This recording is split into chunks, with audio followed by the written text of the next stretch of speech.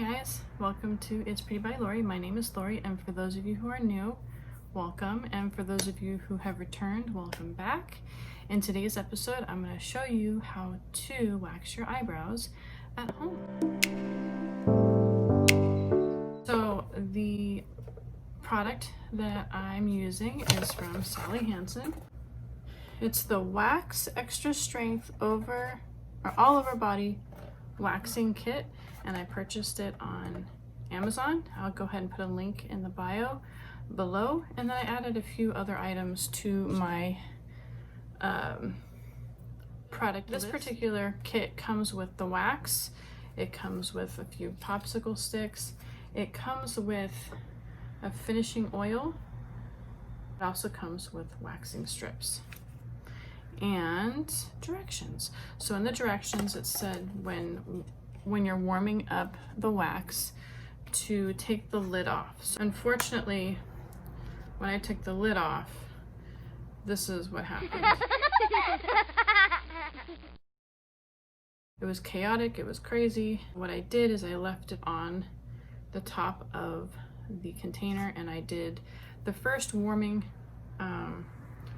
heating process, which is microwaving it for 30 seconds.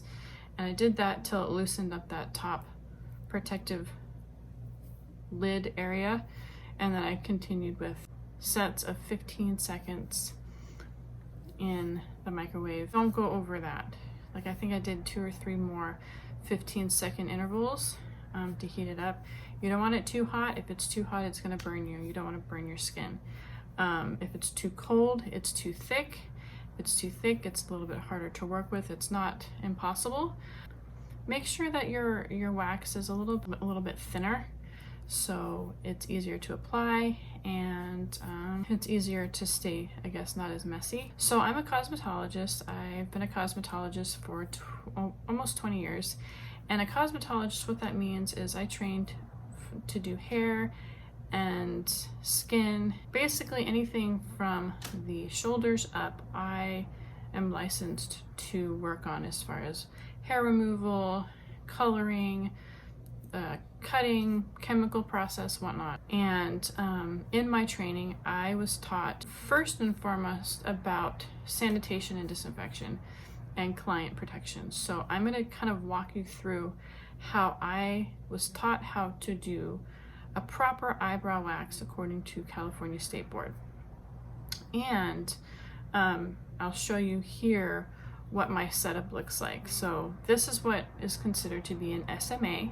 An SMA is a sanitary maintenance area, and it's an area where you have all of the stuff that you're going to use, your implements and your tools, and the different products that you're going to use to work on your client. So you can do this at home with yourself to help minimize contamination as far as your products are concerned, so you don't have breakouts and whatnot. But if you are doing this on a friend, then you'll know how to do this to keep them safe. And especially in this time with COVID and just kind of wanting to social distance, it's a great way to mitigate any of that cross-contamination. So if you wanted to use a mask while you did this on a friend, I don't see the problem with that. But my point is that your cosmetologist or your esthetician, your hair care provider or your skincare provider, they are trained to protect you in the services that they work on. So it is embedded in their training, and it is what they are required to be tested out with. If you don't test out as a hairstylist or facialist, as people like to call their skincare person, if they don't test out, then they don't get their license. They can't practice unless they test out properly. So we have this training that even before there is a social distancing mandate, that it was something that was required of us. And so in this process, the first step in doing a waxing service is you set up your SMA. And again, here is what it is. And this is what it looks like. Basically, it's just a towel, and then you've got another kind of either paper towel or a towel on top of that.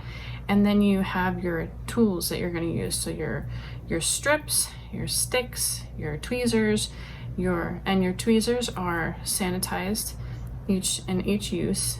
And so sometimes a facialist or an esthetician, whatever you would like to call them, will have multiple tweezers or multiple eyebrow scissors or whatever it is, so that they're not contaminating your skin with somebody else's skin. You'll also find that an SMA also has like a trash can, so either it's going to be a plastic bag taped to the side of their little station that they're working, or it's a trash can that's on the ground. And so I have that as well. The next step, well, that's not that. First and foremost, the first step is that you wash your hands, and then you set up your station. Sometimes you'll wash your hands again after you've set up your station, and then you move on to the actual procedure. And that procedure goes like this, okay? So the first step I like to take when I'm waxing my eyebrows is I like to use what is called numbing antiseptic, and it's from the Clean and Easy line. This is the numbing antiseptic with chamomile extract. Not only does it clean the area, but it kind of numbs the area. It doesn't completely take away the sting, but it does help a lot. And I'll link that in the description below so you can check it out. It's easy to find on Amazon. I think you can even find it in like a Sally's Beauty Supply, but it's definitely on Amazon. I'm taking a cotton swab and I'm squirting it onto the swab, and I wipe the area clean. And then what I do is I take the numbing antiseptic and I throw it away. So every step of the way, everything that you used, you're going to throw away. The stick, the waxing strip, the cotton swab, whatever you're using, you're going to use it and then throw it away. That's the key, one of the key elements in sanitation and disinfection when it comes to cosmetologists or estheticians. You don't reuse the strip over and over again. Some people do. So keep an eye on that when you're getting your eyebrows waxed somewhere. If they're using a strip over and over again, it's not good practice. I'll let my numbing antiseptic kind of do its thing for a couple seconds and kind of prepare for the next step. And the next step is to use baby powder. Baby powder, what it does is it will kind of help you highlight the little fine hairs, not necessarily the thick strands that you know you need to get rid of, but it's the little fine hairs. So it helps to kind of pick up that fine hair that you don't normally see when you're just tweezing your eyebrows. So I take the powder and I pour it onto the cotton swab. I take another cotton swab, dab into it, like this. So you'll notice with estheticians and any kind of skincare, hair care provider, you'll notice that they don't dip into like the pot more than once, okay? Or like I didn't stick my finger into the baby powder. I poured it onto something and then I used something else to apply it to my skin. So that's a way of not contaminating what you're working with. Okay, so the kit, the Sally Hansen waxing kit, came with these popsicle sticks, which are great if you're gonna kind of wax this area, if you're gonna wax your underarms or your bikini area. But if you're gonna be waxing your eyebrows, I recommend picking up these little guys. This is what the packaging looks like. It's Satin Smooth, which is another waxing brand. And they're called petite applicators or small applicators, and it comes with about 100. So it's a great buy. It's not that expensive at all. And then what you do is, this is a very important step. When you're ready to wax, you want to take the waxing bowl or cup or whatever your container that has your wax in it. You take your stick and you stick it in and you bring it right back out. And that's it. You don't scrape the sides. You don't go back in, because that's going to contaminate the situation, okay? You let any residual wax come off the stick. If you want, you can sometimes you'll see an esthetician kind of take their hand and kind of wrap it around the wax like that. That to me makes a mess and you get wax on your arm. You can take another stick and let it kind of pull itself off in that way, and then throw that stick away. And then you make sure you have a mirror that brings everything nice and close to you, and you apply the wax. I'm just letting a little bit more of it drip away, and then we'll continue. And then what you do is you slide. So I kind of underestimate the distance that I need. I don't want to get too close to the actual brow. I just want to clean that peach fuzz, as you will. So I don't get that close to the brow, as I said, when I apply my wax. You just slide it down the skin.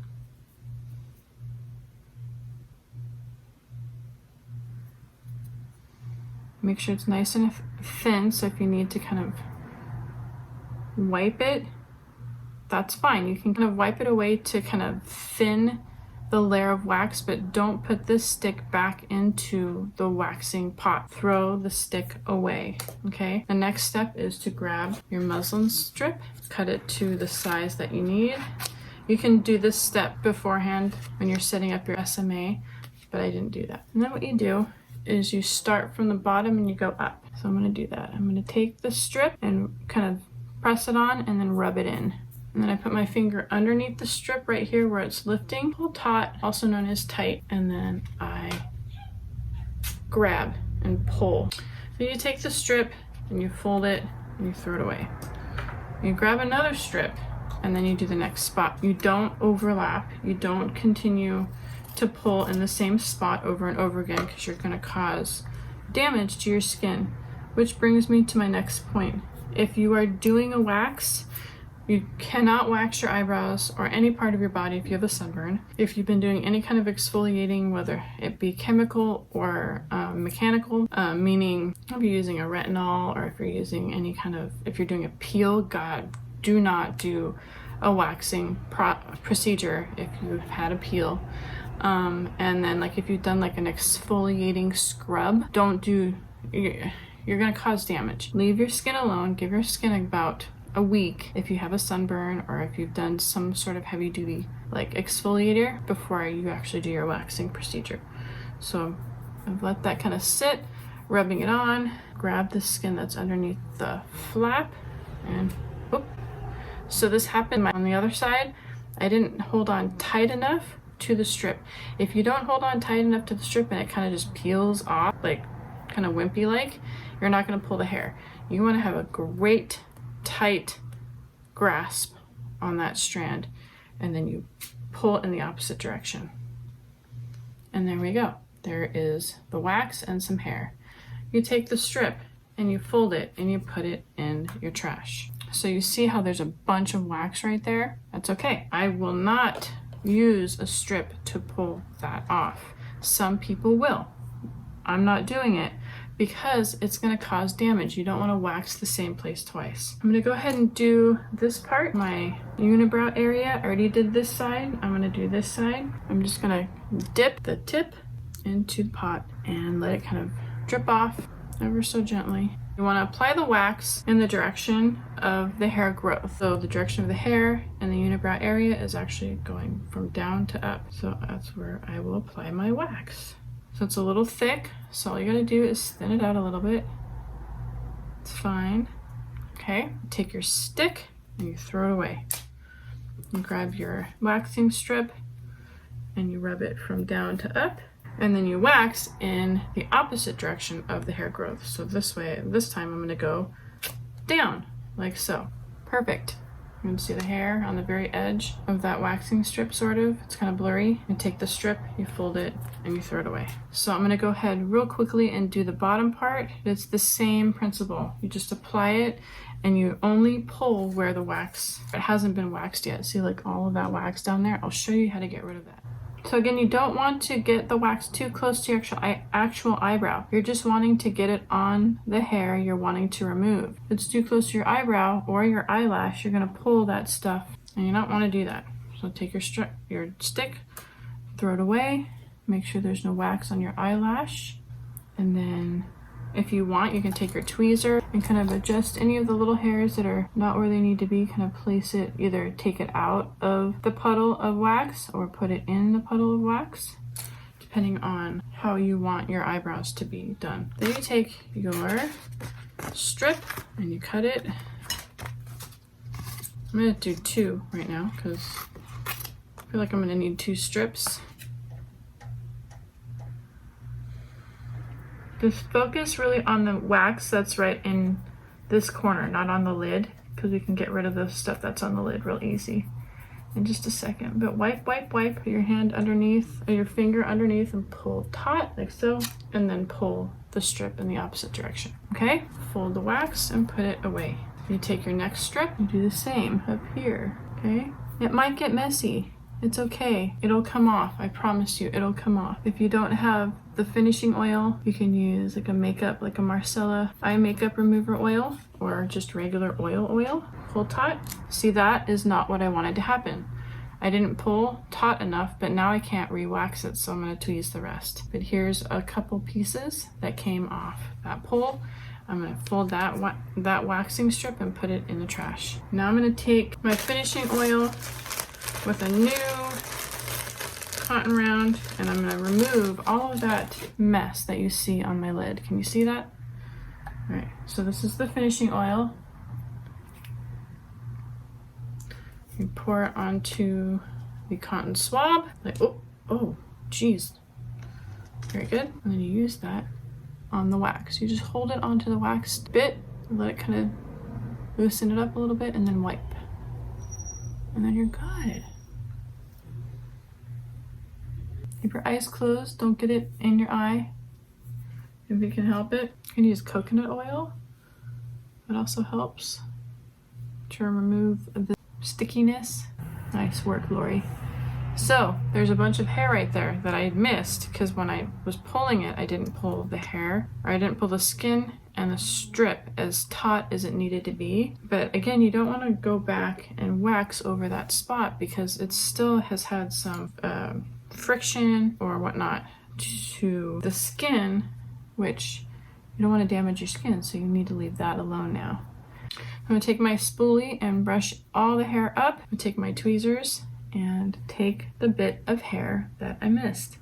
It's not the end of the world. You want to also have a rag on your lap. You take the hair when you take each strand as you go, and you can dab it onto your SMA, onto the rag that is in your lap. And the step is to your eyebrow hair. This can be the first step, or this can be after you've set up your SMA if you want, and before you disinfect. But I'm doing it now because everything's nice and clean and I won't cut too much. So I've kind of brushed everything up. Didn't really see anything I wanted to cut. There is that one strand that's just going wild, but I'm gonna cut that this way. See, it's right there. Got these cool, like, sickly looking clippers or scissors. I think they're marketed as like cuticle clippers or nail clippers, but they're not really. Technically. That's one of the other things that you learn in cosmetology school is how to manicure. And you see a lot of the different practitioners in the different nail places and you're like, nope, that's not correct. So you kind of, more often than not, you don't get your nails done. Unless it's done properly. And then you stay at that nail place. There's that one curl. I'm just gonna get the tip of it and there we go. That's all set. All right, guys, so that's how you wax your eyebrows at home. I know it seemed a little bit kind of overwhelming, but it's not that hard. You just kind of take your time and do what you got to do. If you need to reheat your wax, and then go on with the rest of the procedure. Make sure you have a nice clean SMA. Again, here's a picture of the SMA again, so you can get a good, like maybe a screenshot if you want of what you need to do to set everything up. And I'll go ahead and put a link in the description of all the products that I used, so you go home and wax your own eyebrows as well. So if you need to see this again, either rewind it and start from the beginning there, okay? I hope you guys have a beautiful day, and if you have any questions or comments, please let me know down below. And if there's any other kind of DIY beauty tips that you want to see, please let me know and I'd be more than happy to show you how to do it. Again, I hope you have a beautiful day and I'll see you next time. Bye.